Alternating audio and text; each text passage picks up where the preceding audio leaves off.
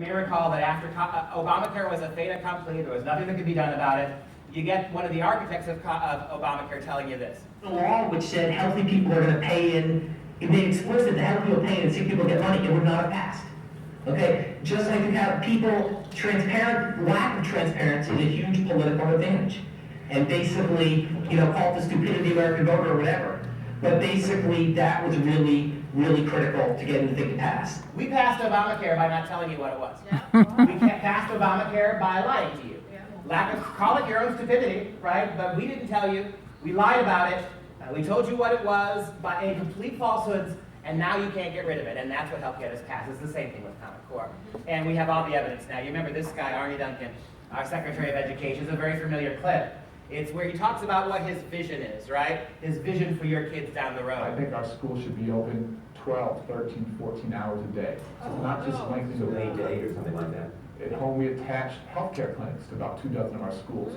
Where schools truly become the centers of the community, great things happen. And this is a chance to really create what I think the 21st century school has to look like. This needs to be the norm, not the exception. Time matters tremendously, and all of our families need our stores open longer. Is this a big ticket item in terms of financial resources?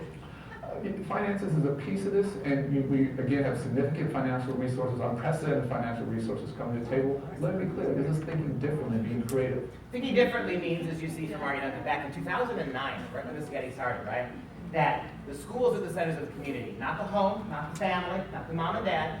Notice his little slip in talking there where he called our schools our stores. They're buildings, and I remember when I started giving these talks 4.5 years ago being laughed at by suggesting parallels between Obamacare and Common Core.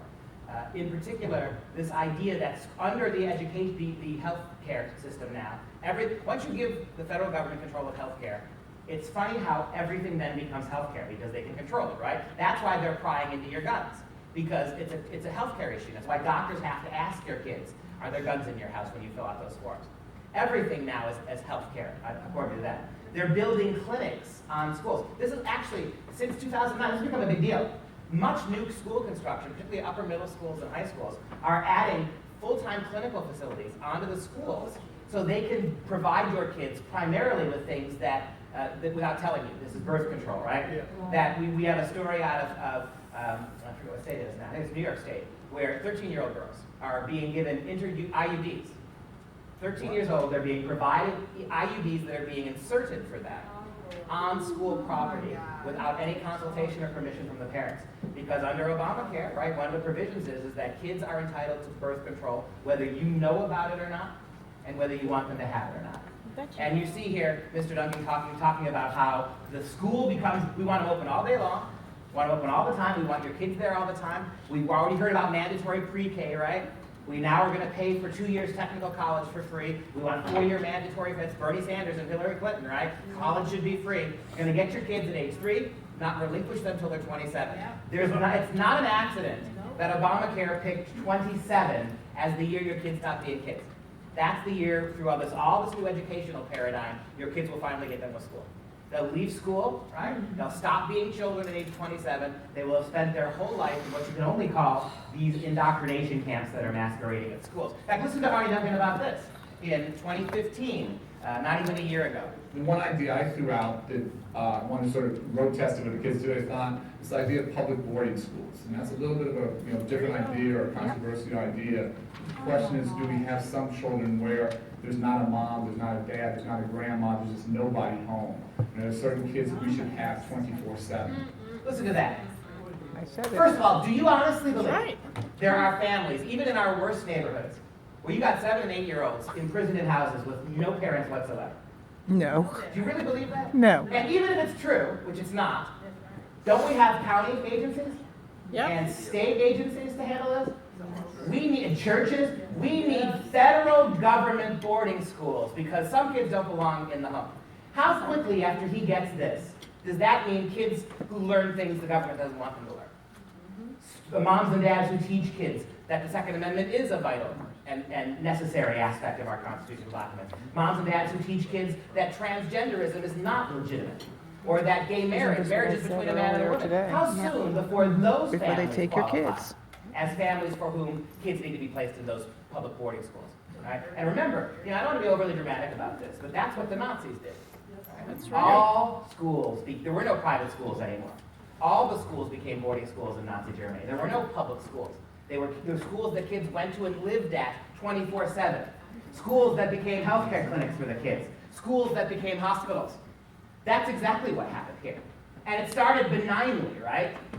Because Germany was a poor country in the ramp up to World War II. We got to take those kids away from the parents and put them in boarding schools and look after them and seize them from the parents. And you remember this guy, right? We've seen this before. Oh, We were told that Common Core was completely emerged from the head of Zeus fully formed.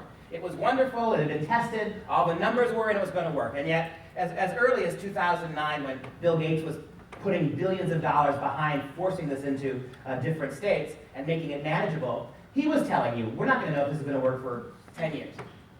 It would be great if our education stuff worked, but that we won't know for probably a decade. We're not going to know if it's even going to work until this was 2012. It'll be 2022, Bill Gates said, before we have any idea if any of this works. And you know what? If it won't work, and we already know it's not working, but if it doesn't work, do you think they're really going to pull it out then? No. No, by then it'll be so far ingrained in the schools that it doesn't matter. Now you see, right, all the things that they tell us. And furthermore about Bill Gates, this is what I've always said in every talk I've ever given in Common Core, and it's like 440 now I've done in 40 states.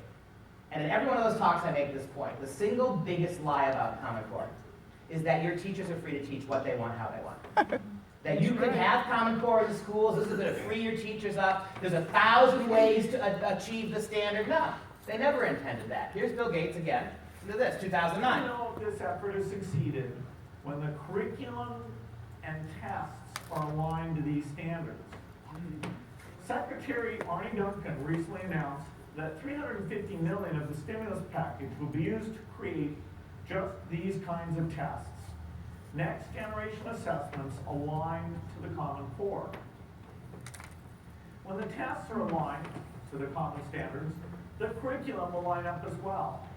When the tests are aligned to the Common Core standards, which happen in every state in the Union that has Common Core, and including secretly the states that don't, happened in May of last year, April and May of last year. Your kids in Texas are taking these tests, right? And so your teachers are in an interesting position. Your state says no Common Core, but your school board is all about the Common Core textbooks. Your state says no Common Core, but the curriculum and pedagogy is all across your schools. Your state said no Common Core, but your teachers are being enforced into mandatory training to teach Common Core. And better yet, your teachers are being evaluated now in major ways based on how your kids perform on those tests. You think your teachers are going to not be able to teach Common Core? Doesn't make a lick of sense, right? And what's really insidious about that, when our tests get aligned to your curriculum, the curriculum lines up with this. In other words, your teachers will have to teach to our tests. You don't have any freedom. You were never intended to have it. Teachers become mere ciphers who pass on everything that's been handed to them. There's no knowledge, there's no heart, there's no love, there's no faith, there's no creativity, which a good teacher always has. That's gone. It's all rote now, right? Which is why Arne Duncan has said publicly he'd like to see teachers go away altogether. There's no reason you can't have facilitators, babysitters, sitting in a classroom while the kids are watching their computer screens and everything is processed for them electronically, right? And we get this. You all know this guy, right? David Coleman. Oh, yeah. David Coleman is the architect of Common Core. Dirty Mark. He is the man most responsible for creating, overseeing, managing, and promoting the standards. Go to his own Wikipedia page. He himself refers to himself as the architect. He's the Jonathan Gruber of Common Core.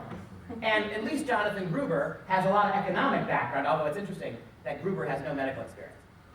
So the guy they put in charge of Obamacare, the architect of Obamacare, was not a doctor, not a physician, not a trained medical man. He was a numbers cruncher. And it's the same thing here. David Coleman has no formal educational background. He has never had a degree in education. He's never taught a class. He has never studied educational pedagogy or philosophy. He is a radical liberal activist, and that's why he got the job. And he's I gay. mentioned this morning that the progressives never Gay. put Gay. qualified people in charge because they don't want, because qualified people would never go as far as the liberals want them to James' go. mother. They put ideologues in charge who don't care if it's going to work. You get to the bottom line objective, which is sweeping government control of every aspect of our lives. And I want to show you, this is in 2011, David Coleman being introduced to a group of teachers who are going to have to listen to him, trained teachers. Here's the introduction. he has been involved in virtually every step of setting the national standards, and he doesn't have a single credential for it. He's never taught in an elementary school, I think. I actually don't know. He's never edited scholarly journals, but I think he has written scholarly papers. And a variety of other things that everybody here has done some of. He hasn't done. Isn't that great? Do you think someone with Lauren's experience would understand you never tell the truth when you're introducing yourself? Yes. Keep lying. It's too early in 2012 to tell the truth about this yet. And you got a room full of teachers who think this is absolutely hysterical. I suppose at some level you have to say to yourself, the people in education on some level get what they deserve, just like the American people get what they deserve for allowing all of this to happen on our watch, for being disengaged from our schools, from treating our schools like babysitting services where we drop kids off for 8 hours a day. I mean, there's a reason your founding fathers, much reviled founding fathers, there's a reason they made no provision whatsoever for public education. Because they knew that when the government was in control of the schools, the government would educate your kids to their needs, not to yours, according to their mandates, not yours. And that it was just a matter of time before you got in the way of what they wanted your kids to be. Well, welcome to that world now, right? And they laugh about it, right? Jonathan Gruber laughs about it, because what can you do about it now, right? And so, I like this one too. Listen to David Coleman tell you about that big lie, right? This is the guy who wrote standards. This is the guy who oversaw the writing of the standards. He tells you that your teachers are going to teach our tests. There is no individual classroom anymore. There is no personal touch to teaching. Listen to this. Teachers will teach towards the test. There is no force strong enough on this earth to prevent that. There's no amount of hand waving. There's no amount of saying they teach the standards, not the test. We don't do that here, whatever. First of all, he's like a 12-year-old girl with the whatever, right? But there is no, you know what gets me? This guy is unelected. This guy has no educational background. You can't get at this guy. There's no way for you, there's no way you can get at him now. This is what I call banana republic stuff, right? These are unelected people that have never been vetted by anybody, making these, by fiat. Who made him the emperor? There is no force on this planet that's going to stop your teachers from teaching to our test. And all those lies you got from your representatives, including many of your Republican representatives, when they look you in the eye after voting for the ESSA Act and say, you know what? This is going to give our teachers greater flexibility. How can it? When the guy, we won't even listen to the people who do this to us. The people who did it told you exactly why they did it. And your Republican politicians and your Democrat operatives and your teachers' unions, they all look you in the eye and tell you, no. They're just a set of standards. Your teachers can get to them any way they want. Well, what did the guy who wrote them say? This is what's so maddening. This is 4 years old. And the 90% of Americans who have no idea what's going on, half the people who do know what's going on still believe this stuff. And you got this. And it goes to the president himself. High-stakes testing is the only means, Bill Gates say it, who paid for it. Yep. And you heard David Coleman say it, who orchestrated it. And you heard Arnie Duncan say it, who facilitated it.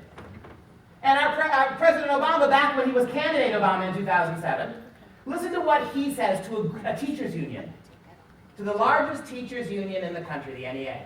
Listen to what he says to them about how utterly stupid and meaningless these tests are. The same tests that his administration now made the defining point of American education. Tell us that the only way to teach a child is to spend too much of a year preparing him to fill out a few bubbles in a standardized test. We know that's not true. We know it's not true, and they're all standing up and cheering him. And no sooner did that union spend more money than any other union to elect this guy, than he created an educational system based exclusively on stupid bubble tests. Within 1 year. 1 year. And guess who those unions would vote for tomorrow if they had a chance to vote a third time? Right? Unbelievable. And then, what does it tell you that when even smug, smarmy British comedians, and that's all redundant because it's all, you don't need any of those adjectives, right? Smug, smarmy British comedians on late night TV, progressives, are mocking all of this. This is John Oliver, the replacement for John Stewart, right? That great liberal pontificator. Listen to, in 2015, not even a year ago, listen to how liberals now are parodying this as well. If standardised tests are bad for teachers and bad for kids, who exactly are they good for? Well, it turns out they're operated by companies like all these, and let's just focus on the largest one, Pearson. As of 2012, they had nearly 40% of the testing market, almost triple their nearest competitor. And if you've never heard of them, then congratulations. But just mention their name to any parent or teacher in the state they operate in, and you see what happens. A hypothetical girl could take Pearson tests from kindergarten through at least 8th grade, but the tests, by the way, that she studied for using Pearson curriculum and textbooks taught to her by teachers who were certified by their own Pearson test. If at some point she was tested for a learning disability like ADHD, that's also a Pearson test. And if she eventually got sick of Pearson and dropped out, well, she'd have to take the GED, which is now, guess what? Also a Pearson test. Their track record is littered with complaints concerning technical glitches, slow grading, and even the contents of their tests. Take what happened in New York just a few years ago.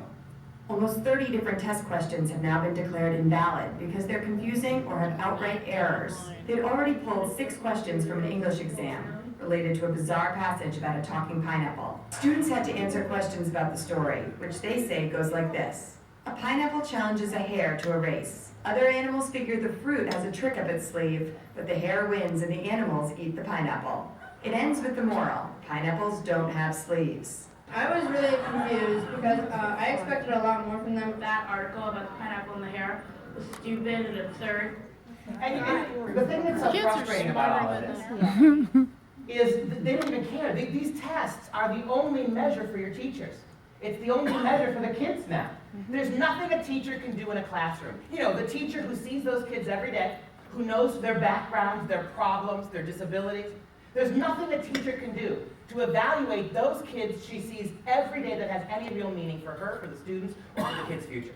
All of it now is filtered through these absurd tests. And you can see what a joke they are, right? Obama himself said, you can't tell me that the best way to measure education is to sit your kids down and make them fill out some bubbles. And yet that's the system we have now, right? And even progressive liberals like Oliver are mocking this because it is mock-worthy, right? And talk about Project Veritas for a second. These all broke within the last couple of weeks, right? Project Veritas, you know, Michael O'Keefe, who went undercover, you made famously the Planned Parenthood. Oh, and by the way, what exactly happened to Planned Parenthood because of all that video? Nothing. Wasn't it here in Houston? Where they indicted the people who made the film? Isn't that right? Yeah. Grand jury in Houston? Yep. Yep. You got doctors and administrators talking about selling body parts, talking about the proper way to abort a fetus so you can keep the organs intact. And what happened because of all of that? The people who made the movie got indicted, right? That's unbelievable. That's Houston, Texas. Imagine what would have happened in Manhattan, New York, or Los Angeles, California, right? But nothing happened. Not only did nothing happen to them, what did your Republicans, who control the purse strings, do with Obama's budget that funded Planned Parenthood at higher levels than ever before? What'd they do? They passed it, right? They funded them more than ever, right? So who's on your side in all of this? And so now O'Keefe has turned his attention to this Common Core nonsense. And what he's just uncovered is really shocking. This is a Project Veritas undercover video, January of this year, right? Listen to this fella here about Pearson Publishing and how they got the contract, the federal contract, to do all the testing, to provide most of the curriculum. Garcia says the stakes don't get any bigger than in Los Angeles. LA Unified is the country's second largest school district with more than 640,000 students. For example, let's take Los Angeles Unified. Los Angeles Unified was going to implement iPads for God's sakes. That was so well conceived. The $1.3 billion deal to put Apple iPads, loaded with curriculum, into the Los Angeles public school system was made in 2013. All the big publishers wanted to bid for that contract, but Garcia says the bidding was rigged, and Pearson, the country's largest textbook publisher, got the contract. I'm going to share this, but I'm never going to. It never came to me. That's what we do. The reality was that the evaluations that were done on all of the supposed competitors, Pearson was not the clear winner. Yet Pearson got the contract. So that's as simply as I can put it. So the problem there is multifaceted. You have conflict of interest, you have an evaluation that led to the selection of a company that wasn't even clearly the number one company. Why is that not public knowledge that Pearson is not at the top of this? Maybe somebody hasn't discovered that. And you think about how serious this is. Your federal government is obligated to bid these jobs. It cannot just select who it wants. Legally, they can't do that. And so the whole bidding process was compromised. It was sabotaged. The thing was going to Pearson no matter what. Why? Because this is how crony capitalism works. And my favorite definition of Common Core still has always been, Common Core is an unholy alliance between an out-of-control federal government bent on control and power and a small select group of crony capitalist companies who wreak billions implementing that for the federal It's government. not crony capitalism. That is a classic It's definition. fascism, people. Right? And it's exactly what happens here. It's what, Fascism. again, not to belabor the metaphor, or the analogy, It it's is. what happened in Hitler's Germany. Hitler didn't just seize the economy.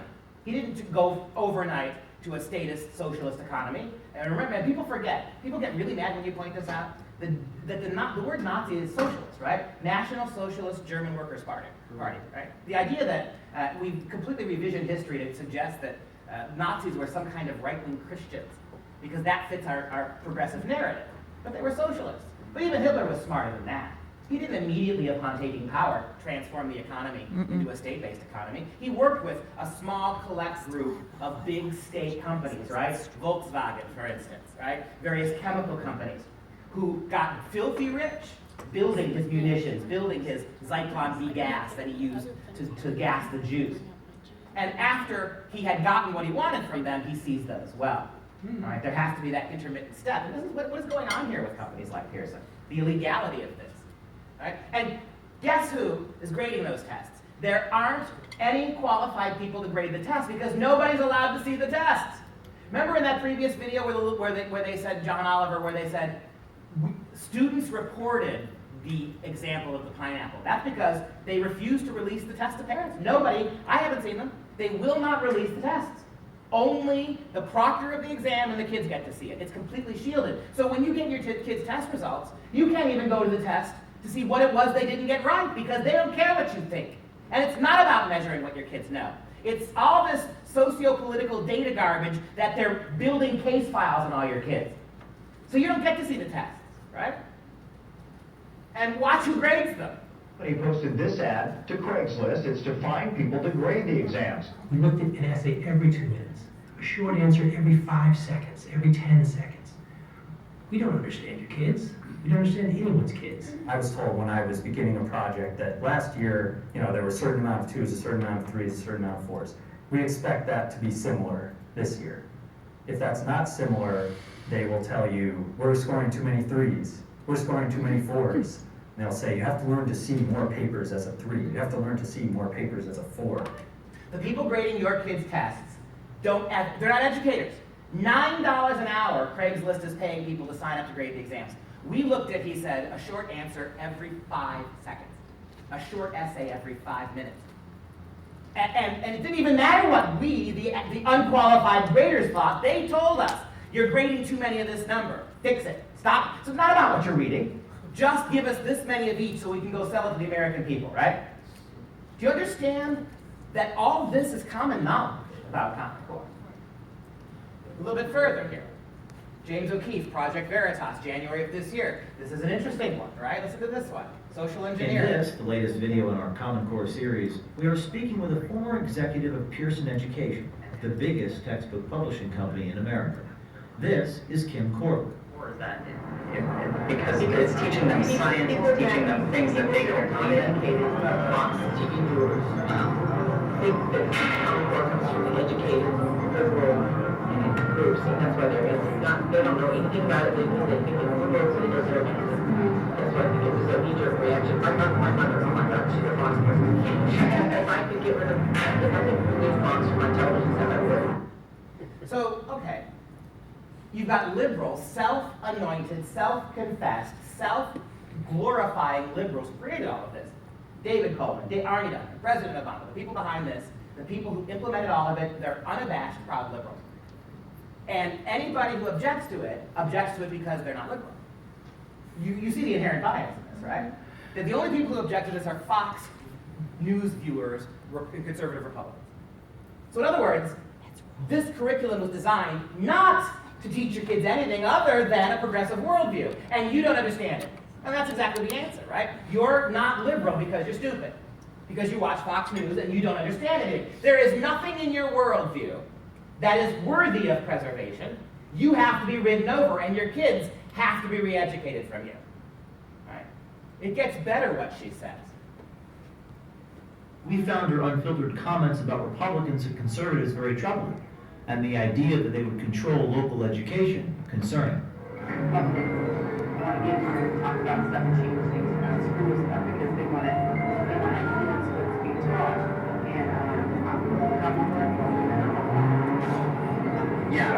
And so it's not really being, so a lot of these complaints about it are not so much about the content. Yeah, people that don't really know what they're talking about. I can't stand it. They talk to me when we're talking about comics about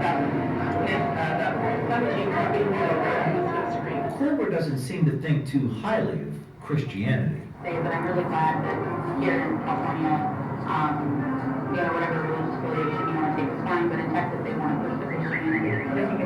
They do, and I see that in Common Core. It's so offensive to have prayers in the school. Like Christianity isn't totally out of Common Core. Yes, we did that earlier. It's not more. But there is a mention of other religions and it's not. Yeah, well, you have to because it's so much in Common Core. But it's not as they just said, you talk about Islam, you talk about Judaism, you talk about Christianity, and they want to make it big about Christianity, but no, it's like everybody needs to know about everything else. See, what she just said, she just said 2 seconds before, Christianity is completely out of Common Core, right? But Islam's there, right? She said that, okay? All right? So that's what she said. Doesn't make any sense. Right? The idea that Republicans, conservatives, would have any say over how their kids are educated, we don't want that. And yet, the irony is that they're liberals. And in other words, that liberals should be in charge of your kids' education because you're ignorant. You want the Constitution taught. You want Christianity taken seriously. And how do you deny that Christianity is a central player in American history for the last 300 years? You can't, unless, of course, you're doing Common Core. And then there's about that liberal bias? Is that kind of one of the complaints that Common Core does have a liberal bias? Really educating their kids to the world which they don't want to. No, they want the kids to learn. It's like they don't want their kids to know about. Yeah, Korea is huge in China now. So it's like, again, the schools that have kids that's because the kids don't know anything about what they're doing and they're messing around and they get in trouble because they haven't educated. So, I think the progressive bias is that people, the more educated you are, the better you are. And in the conservative bias is the less they know, the better they're going to be. So for conservatives, because they're afraid. And to be honest, if it's conservative voters are afraid. I'm just wondering why Common Core specifically, if, before Common Core, kids were learning about math and science. Government telling them what to do. Because also they want the kids to know about it. They don't agree with birth control, so they don't want the kids to talk about it. They don't agree with math because they don't understand it. It's not the same math that they did in high school, so they don't want the kids to know about it. People who say that they want to teach the Constitution, they want the Constitution, they like. Second Amendment. I don't see it. I don't think personally I've done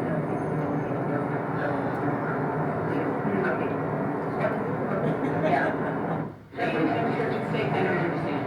They don't like that. They don't like civil rights. Which are all verse. The voter suppression that was going on in the South is just unbelievably awful. People who are not educated are easy to.